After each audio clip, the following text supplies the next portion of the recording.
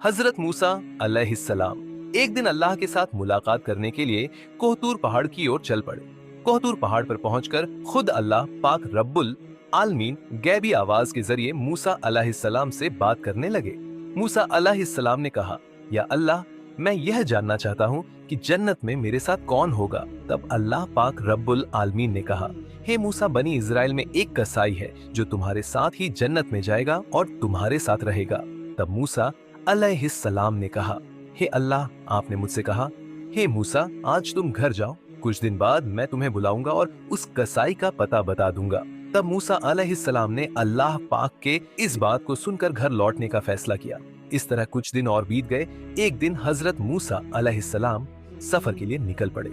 जब वह रास्ते में जा रहे थे तो एक औरत उन्हें रोते हुए खड़ी हुई मिली। वो औरत मूसा अलैहिस्सलाम को देखकर उनके पास आई और बोली, हे अल्लाह के नबी, क्या आप कोहतूर पहाड़ पर अल्लाह से बात करने जा रहे हैं? अगर आप जा रहे हैं तो मेरे बारे में अल्लाह से जरूर पूछिएगा। अल्लाह ने मुझे औलाद क्यों नहीं दी? मेरी शादी को कई साल हो गए हैं, फिर भी मैं अब तक माँ नहीं बन पाई। अल्लाह से पूछिए कि क्या मैं कभी माँ बन सकूंगी, या फिर मेरी कोई गलती की वजह से अल्लाह ताला मुझे औलाद नहीं दे रहा है। मूसा अलैहिस्सलाम ने कहा, ठीक है, मैं अल्लाह पाक रब्बुल आलमीन से जरूर पूछूंगा। फिर औरत वहां से चली गई। अब मूसा अलैहिस्सलाम उस औरत का सवाल सुनकर थोड़े चौंक गए, इसलिए उन्होंने किसी और जगह सफर करने का इरादा नहीं किया। अब वह अल्लाह पाक रब्बुल आलमीन से बात करने के लिए कोहतूर पहाड़ की ओर रुखसत हो गए। कोहतूर पहाड़ पर जाकर हजरत मूसा अलैहिस्सलाम ने अल्लाह से पूछा, या अल्लाह, मैं रास्ते में मैंने एक औरत को रोते हुए देखा। उसने मुझसे पूछा कि मेरी शादी को कई साल हो गए, फिर भी मुझे औलाद क्यों नहीं मिली। तब महान अल्लाह पाक रब्बुल आलमीन ने गैब से आवाज में कहा, हे मूसा, तुम उसे बता दो कि उस औरत की किस्मत में कोई औलाद देना नहीं था, इसीलिए वह इतने सालों बाद भी मां नहीं बन सकी। बेटा या बेटी अल्लाह के जरिए ही दी जाती है, और जो अल्लाह ताला देता है वही मिलता है। यह सुनकर मूसा अलैहिस्सलाम घर की ओर लौटने लगे। घर जाते हुए उन्होंने उस औरत का ख्याल किया और इसलिए उन्होंने सीधे घर ना जाकर उस औरत के घर जाने का फैसला किया। उस औरत ने हजरत मूसा अलैहिस्सलाम को आते देखा तो वह चौंक गई। फिर उसने कहा, हे अल्लाह के नबी, क्या आप अल्लाह ताला से मेरा सवाल पूछ कर आए हैं? औरत की बात सुनकर मूसा अलैहिस्सलाम ने कहा, अल्लाह ताला ने कहा है कि तुम्हारे किस्मत में संतान नहीं दी गई, इसलिए तुम कभी भी मां नहीं बन सकोगी। ये सुनकर औरत की आंखों में आंसू भर आए और वह जोर जोर से रोने लगी। फिर हजरत मूसा अलैहिस्सलाम वहां से चले गए। कुछ समय बाद एक अल्लाह वाला बुजुर्ग फकीर उस औरत के घर आया और बोला, क्या घर में कोई है? मैं एक बुजुर्ग फकीर हूँ, कई दिनों से कुछ नहीं खाया, मुझे बहुत भूख लगी है, अल्लाह के नाम पर मुझे कुछ दान दे, यकीनन तरीके से अल्लाह पाक आपकी नियत पूरी करेगा। औरत ने फकीर की बात सुनी और उसे घर में आने दिया। फिर उसे 4 रोटियां खाने के लिए दी। तब औरत ने कहा, आप तो अल्लाह ताला के फकीर हैं, क्या आप अल्लाह से दुआ करेंगे कि वह मुझे औलाद दे? मेरे पास तो कोई संतान नहीं है। फकीर ने रोटियों के बदले अल्लाह से दुआ की, या अल्लाह, तू इस औरत को औलाद दे। फिर फकीर उस घर से चले गए। कुछ साल बाद हजरत मूसा अलैहिस्सलाम कहीं सफर पर जा रहे थे। रास्ते में वह उस औरत के घर के पास से गुजर रहे थे। तभी उन्हें उस रोती हुई औरत का ख्याल आया। उन्होंने औरत के घर की ओर रुख किया और देखा कि वहां औरत एक छोटे से बच्चे के साथ खुश होकर खेल रही थी। औरत मूसा अलैहिस्सलाम को देखकर बाहर आई और बोली, हे अल्लाह कि नबी मूसा, आपने तो कहा था कि मेरे किस्मत में संतान नहीं है, लेकिन अल्लाह ने मुझे तो एक बच्चा दिया है। यह सुनकर हजरत मूसा अलैहिस्सलाम हैरान हो गए और इसकी वजह जानने के लिए वह एक कोहतूर पहाड़ की ओर रुखसत हो गए। कोहतूर पहाड़ पर जाकर उन्होंने अल्लाह से पूछा, हे अल्लाह, आपने तो कहा था कि उस महिला की किस्मत में संतान नहीं है, लेकिन आज मैंने देखा कि वह खुशी से बच्चे के साथ खेल रही है, इसकी वजह क्या है? अल्लाह ने गैबी आवाज में कहा, हे मूसा, तुम इस सवाल का जवाब जानना चाहते हो तो एक थाली में इंसान का मांस लेकर आओ, फिर तुम्हें इसका जवाब दिया जाएगा। ये बात हजरत मूसा अलैहिस्सलाम एक थाली और छुरी लेकर लोगों के पास गए। उन्होंने कहा, मेरी कौम के लोग, अल्लाह ने मुझे इंसान के मांस को लेकर आने का कहा है। क्या तुम में से कोई ऐसा है जो अपने शरीर का मांस देगा? कोई भी राजी नहीं हुआ।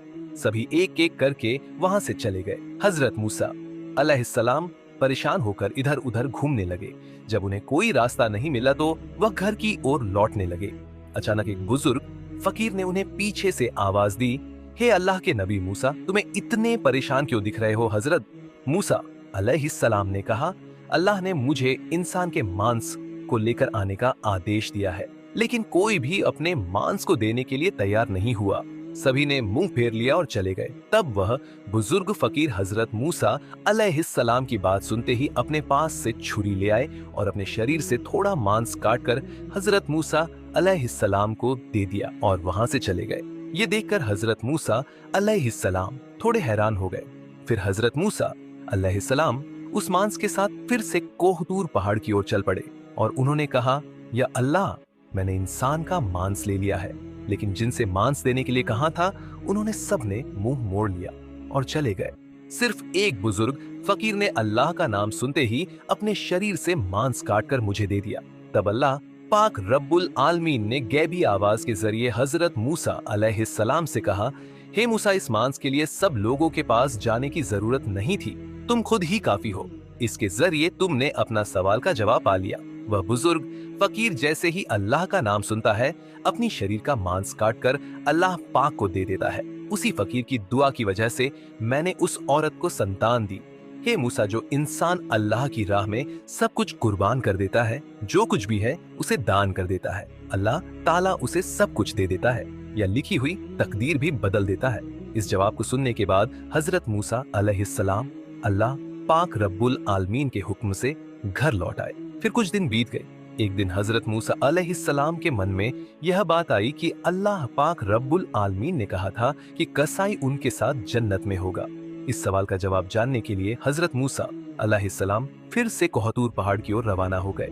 कोहतूर पहाड़ पर पहुंचकर हजरत मूसा अलैहिस्सलाम ने कहा, या अल्लाह पाक रब्बुल आलमीन, आपने कहा था कि कसाई मेरे साथ जन्नत में होगा। मैं जानना चाहता हूँ वह कसाई कौन सा ऐसा अमल करता है जिसके कारण वह मेरे साथ जन्नत में रहेगा।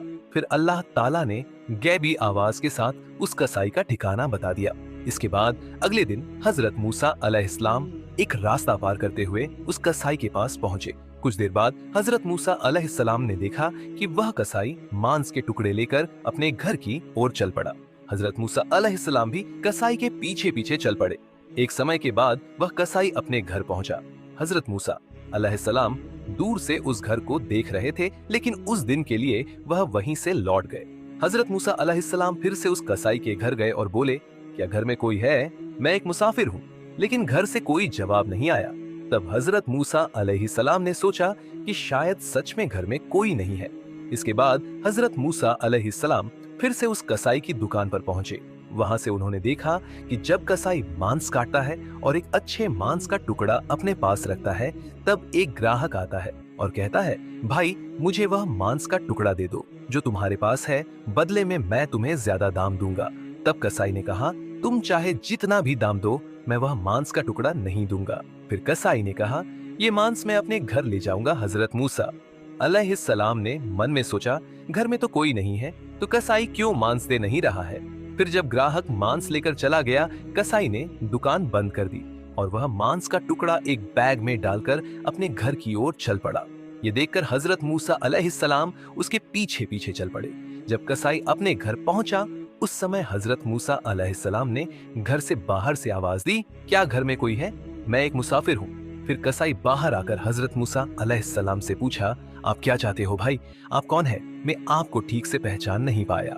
तब हजरत मूसा अलैहिस्सलाम ने कहा, मैं एक मुसाफिर हूँ, क्या आप मुझे इस रात को अपने घर में ठहरने की जगह देंगे?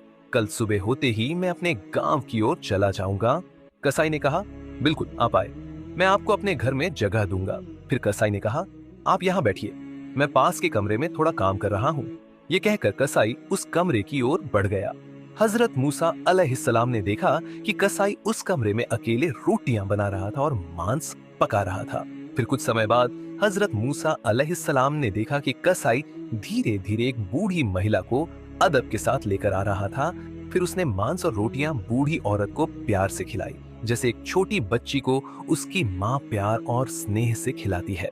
कुछ देर बाद कसाई कुछ मांस और रोटियां लेकर हजरत मूसा अलैहिस्सलाम के पास आया और कहा, ओ मुसाफिर भाई, ये लीजिए आपका खाना, मुझे थोड़ा समय लग गया, इसके लिए मैं माफी चाहता हूँ। फिर कसाई ने कहा, असल में मुझे कुछ काम था, इसलिए मैं आपको खाना पहले नहीं दे सका। हजरत मूसा अलैहिस्सलाम ने कहा, ठीक है, लेकिन आप पहले यह बताएं कि यह बूढ़ी महिला कौन है। कसाई ने जवाब दिया, ये बूढ़ी महिला मेरी माँ है। इस दुनिया में मेरी माँ के अलावा मेरा कोई नहीं है और मेरी माँ के लिए भी इस दुनिया में मैं ही उनका एकमात्र सहारा हूँ। मेरी माँ अब बूढ़ी हो चुकी है, ठीक से चल फिर नहीं सकती और अच्छे से खा भी नहीं सकती, इसलिए मैं रोज दुकान से नरम मांस के अच्छे टुकड़े लाकर घर में माँ को पकाकर खिलाता हूँ। यह सुनकर हजरत मूसा अलैहिस्सलाम ने देखा कि कसाई अपनी माँ के लिए किस तरह से प्यार और स्नेह दिखा रहा था। हजरत मूसा अलैहिस्सलाम हैरान हो गए। फिर हजरत मूसा अलैहिस्सलाम ने पास के कमरे से देखा कि बूढ़ी महिला अपनी आंखों से आंसू बहाते हुए दुआ कर रही थी। उसने हाथ उठाकर अल्लाह से दुआ की, या अल्लाह, तू रहमान और रहीम है, तू गफूर और रहीम है, तू सब कुछ जानता है। इस धरती पर कुछ भी ऐसा नहीं है जिसकी खबर तुझ से छिपी हो। मेरे बेटे इस कसाई की सेवा में मैं खुश हूँ। या अल्लाह, माँ होते हुए मैंने तेरे दरबार में अपने बेटे के लिए दुआ की है। फिर हजरत मूसा अलैहिस्सलाम ने देखा कि बूढ़ी माँ की दुआ की वजह से अल्लाह ताला ने कसाई को हजरत मूसा अलैहिस्सलाम के साथ जन्नत में जगह देने की व्यवस्था की। इसके बाद हजरत मूसा अलैहिस्सलाम घर ना जाकर कोहतूर पहाड़ की ओर रवाना हो गए। पहाड़ पर जाकर हजरत मूसा अलैहिस्सलाम ने कहा, मैं कसाई के घर गया और देखा कि कसाई केवल अपनी माँ की खूब सेवा के अलावा और कुछ नहीं करता। तभी एक गैबी आवाज के जरिए से अल्लाह पाक रब्बुल आलमीन ने कहा, हे मूसा, तुम जान लो कि कसाई तुम्हारे साथ जन्नत में जाएगा। इसका कारण उसकी माँ की सेवा और उसका अपनी माँ के खातिर प्यार और मोहब्बत है। कसाई की माँ आंसू बहाकर और दुआ करती हुई अपने बेटे के लिए दुआ कर रही थी कि अल्लाह, मेरा बेटा कसाई हजरत मूसा अलैहिस्सलाम के साथ जन्नत में जाए। अल्लाह ताला कभी भी माँ की दुआ को रद्द नहीं करता। हे मूसा, कसाई का असली अमल उसकी माँ के खातिर प्यार और मोहब्बत है, जिसकी वजह से वह तुम्हारे साथ जन्नत में जाएगा। सुभान अल्लाह। अगर आपको हमारी कहानी अच्छी लगी हो तो चैनल को सब्सक्राइब करना ना भूलें। साथ ही हमें अपनी राय बताएं। हमारे चैनल पर मजीद ऐसे ही वीडियो अपलोड की जाती है, इसीलिए हमारे चैनल के साथ जुड़े रहे।